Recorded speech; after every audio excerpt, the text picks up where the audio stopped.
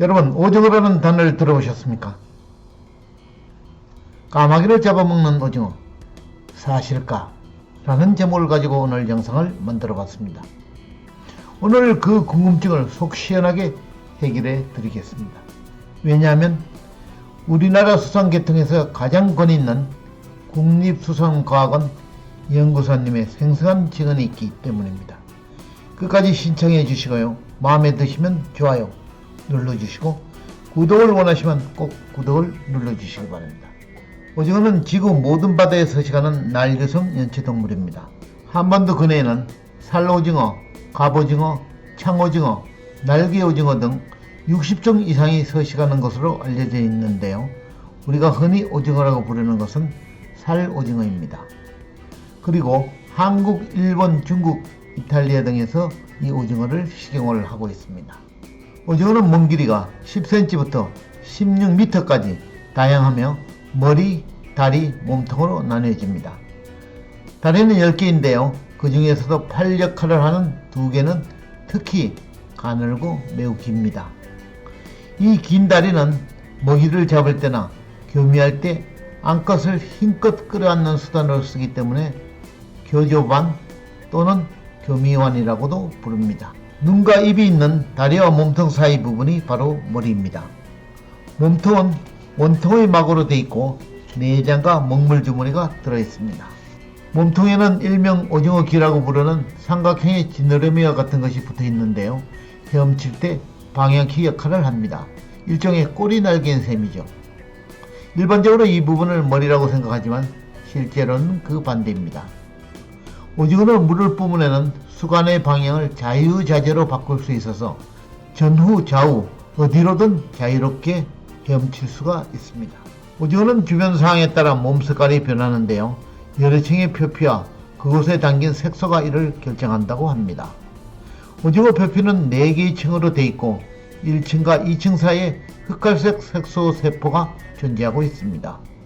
이 세포는 수축하는 성질이 있어 흥분하거나 스트레스를 받으면 적색이나 다갈색을 띠는 등 몸빛깔을 바꾸는 역할을 하고 있습니다.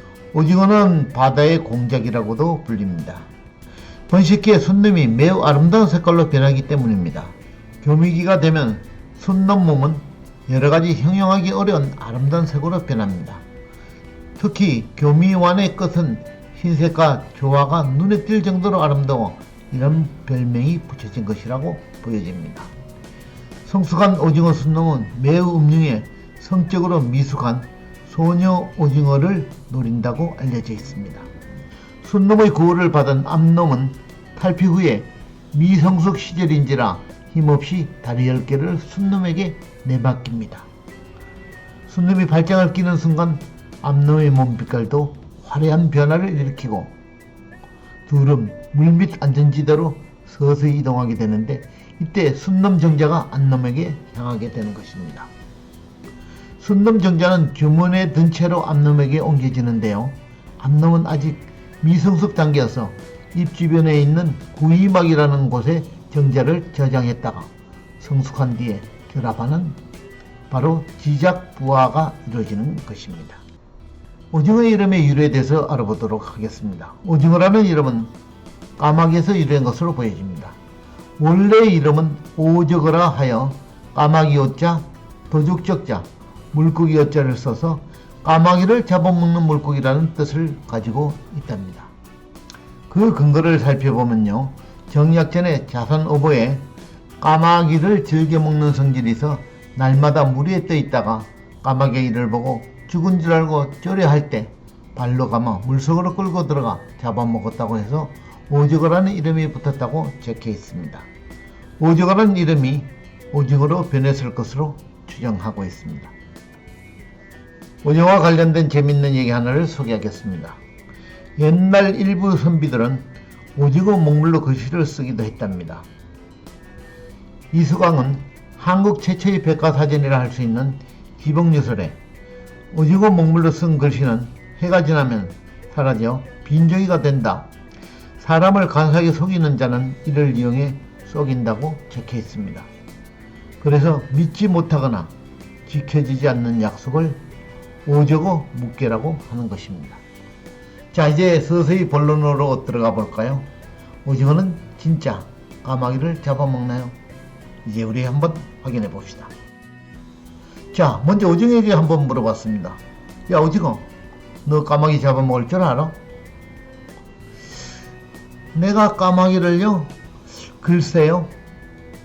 오징어도 잘 모르는 모양입니다. 그래서 다음으로 바다에서 37년째 고기잡이를 하시는 하시 아저씨에게 물어봤습니다. 하시 아저씨, 오징어가 까마귀를 잡는 것을 본 적이 있나요?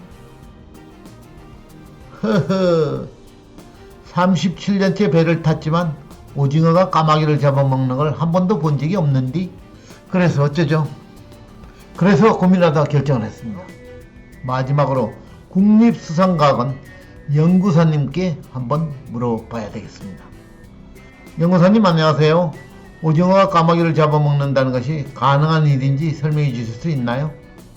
예, 제가 설명해 드리겠습니다. 이렇게 연구사님은 친절하게 우리에게 설명을 해 주셨습니다. 여보세요. 네, 안녕하십니까. 국립수산과학원 수산자원연구센터 연구사입니다. 정약전에 그 자산오보라는 데 보면은 오징어라는 단어가 있지 않습니까? 예, 그래서 오징어가 이제 그 죽은 척 하면서 까마귀를 잡아먹는다는 네, 그런 글자가 있던데요. 네. 그거를 좀 전문가들 입장에서 한번 들어봤으면 좀 좋을 것 같아 같이 전화를 좀 드렸습니다.